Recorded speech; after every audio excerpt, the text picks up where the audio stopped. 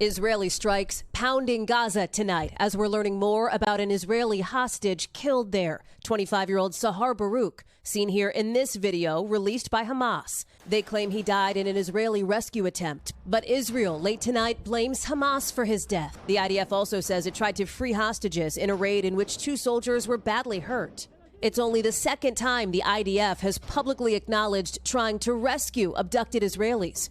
Private Ori Megadish freed during the first attempt in October.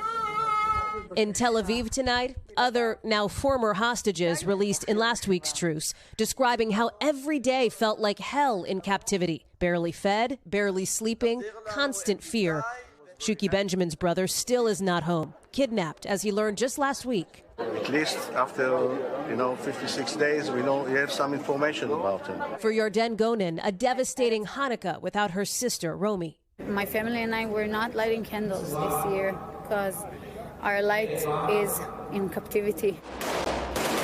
Israel hunting Hamas, including in schools, they say, like this one in the north, and releasing this video of soldiers ripping open a stuffed teddy bear. Inside, a rifle. Guys, all this is inside the school. All this is inside the school that we're seeing right now. NBC News has not verified that footage.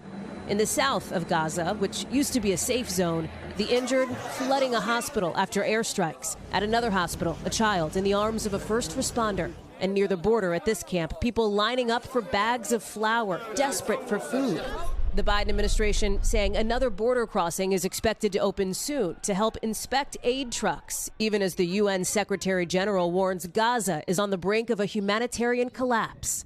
And Hallie joins us now. Hallie, we're seeing more fallout from that U.S. decision to block a United Nations Security Council vote to call for an immediate ceasefire. That's right, Jose. There's new praise tonight from the Israeli prime minister, but condemnation from others like Syria, with Iran warning U.S. support of Israel could explode the situation. Jose?